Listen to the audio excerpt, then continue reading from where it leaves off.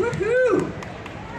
Yeah, well, thanks for coming and being part of what I think is going to be a really interesting conversation today. Our panel is on makers making a better world. And so I am joined up here by a really awesome group of people who are hitting different parts of society from all from the makerspace. And so I think the reason that I was asked to moderate this panel is I work with an organization that's part of the Burning Man project called Burners Without Borders. And so what we attempt to do in the world is unite communities around purpose in civic engagement situations. And so a lot of what I do today, in my day-to-day, is talking to people who are trying to use maker mentality to tackle big issues. And these are three people who are doing awesome work with big issues. And I'm going to let them tell you what they do. So Naomi, I'd love you to tell us about humanitarian makers.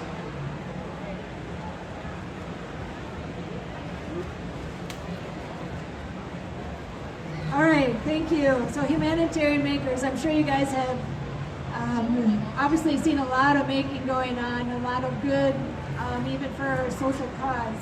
What we do is basically are trying to unite people around the world who are already doing humanitarian focused making and to be able to leverage the power of the network to solve problems where they are and have people have the items where they need it, when they need it, and what they need through a lot of local production.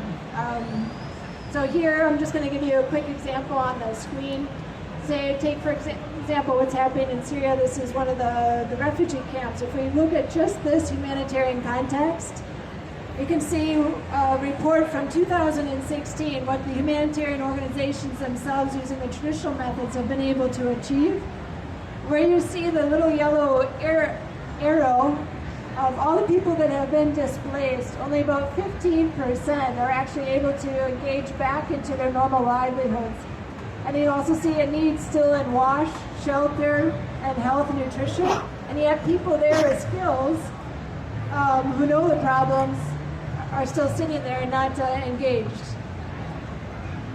Also, you're probably aware that there's a lot of changes going on in society that's really putting stresses on the old infrastructure, the economic models that we have already existing. So if you think of these things in a broader picture, is really a good reason to try to put our heads around what is a new way to engage folks and how can we learn our livelihoods and solve the problems around us. And that's really what we're trying to do. So the vision for humanitarian makers is that people in crisis having what they need, when they need it, and where they need it, and we use the network to do that. So I'm just going to skip this. I'm going to give you an example. This was out in Nepal with partners Field Ready, who are based there, and we're working with the local manufacturers, humanitarian organizations, and trying to do needs assessment in these displaced persons camp from the earthquake that happened in 2015. So if you can imagine yourself way out in the mountains, and this is where you've been put now to try to carry on your life, what happens if you have, you get pregnant, you're going on with your life and you need access to medical care. So one of the things that the healthcare workers there identified is, well, we don't have the proper supplies to be able to understand the positioning of a baby in a mother's stomach or in a room. So it takes a couple days to get down to an actual hospital. So how do we know ahead of time if there might be complications? So what did we do? So basically we designed a way to create a fetoscope, which is what they asked for, and found a way then to also produce it up in the mountain so that it can give a model of how they can also potentially produce what they need when they need it. So this is the team that's printing in the back of the SUV during when it's raining. And there's the output, there's the fetoscope. And now it can be used to understand where the baby is positioned in her room. The same thing was then also replicated in Kenya with clinical officers there. And they made this, they took the design from online, they're able to print it and manufacture it, and then use it in their context as well. So this is kind of what we mean by the network, is we're all creating these amazing things. We can also advance these items development so that more people can use them and they be reliable when they put in use. And so that can be you, me, anyone. And so maybe I should stop right there, but that gives you an idea. It's humanitarian makers around the world, people who are doing and solving problems and then sharing it with the network or pulling resources from the network to take it further. Cool, thank you. I think it's really interesting. Yes, thank you. It's really inspiring work, and it's really amazing to see how you can use a global community of makers to prototype solutions to problems all around the globe.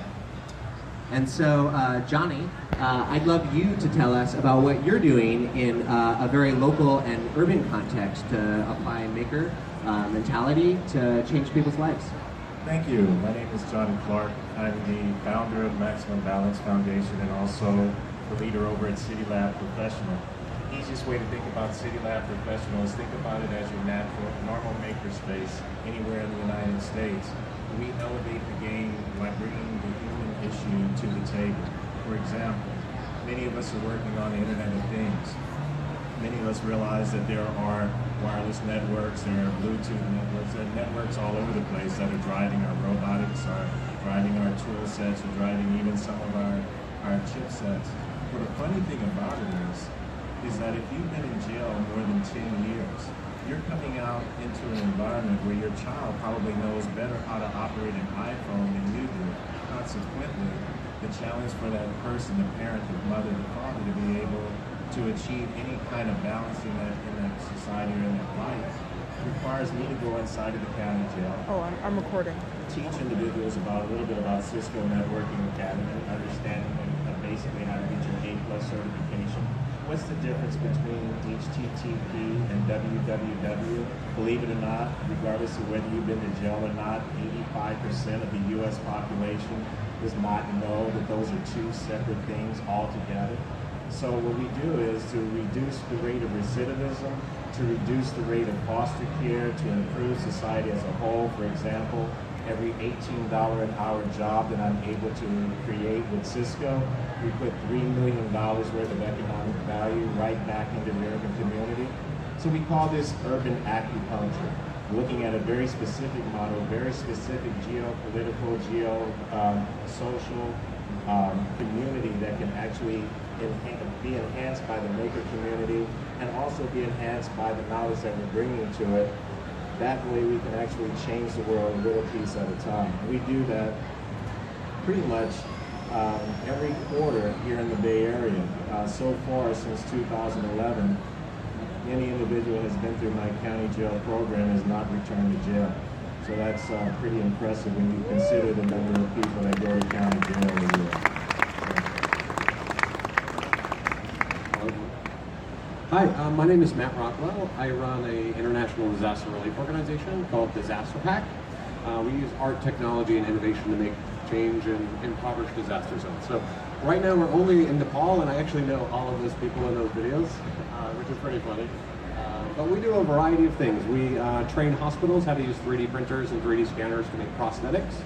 We initially started making them ourselves with some of the open source designs, but we decided it was better to let the medical professionals actually do that and provide the direct connection between the medical device and the patient. So I'm a maker. I know how to make things. I know how to use 3D printers, but I don't know how to maybe treat a patient right and follow up. And you need really a doctor thing. So we train hospitals. We also set up maker spaces in public universities and innovation labs. So we have initiated an innovation lab in there holding the first assistive technology hackathon this week, which is very exciting in Kathmandu. And then we also do, we teach people code in rural villages, and we're working on some blockchain technologies and things like that. So what we realized quickly, rather than really focusing on kind of fixing solutions, the reason we work in impoverished disaster zones, so we realized very quickly that maybe the source problem wasn't the disaster itself. It was actually economic development that underlied all of the challenges that we were facing. Because here in the US, if we have a disaster, We are economically empowered to take care of ourselves to some degree. We have insurance, we have all of these things. When you go to a place like Nepal where there is no economic self-sufficiency, and that was the challenge we really decided to start to tackle. So we're using maker, kind of the maker mindset and the hacker mindset to kind of approach creating a platform where people can learn to code or task-based digital skills that they can hop online and potentially generate revenue quickly. Cool, thank you. So you guys are in 3 different fields. You're in humanitarian response, kind of working with supply chain and product issues. You're working with urban incarcerated populations, and you're working on kind of economic development. I think when people think of makers, they're not necessarily jumping in and thinking about big topics like that. You know, I think maybe we're thinking about 3D printers or drones or coding. So how did you decide to take maker mentality and start working on things like that? Sure, I can take it first. How did I decide to use the maker mentality to work on these big problems? Well, the very specific story behind that is I had lived in that and had experienced how those little details where not having the right supply or the piece of equipment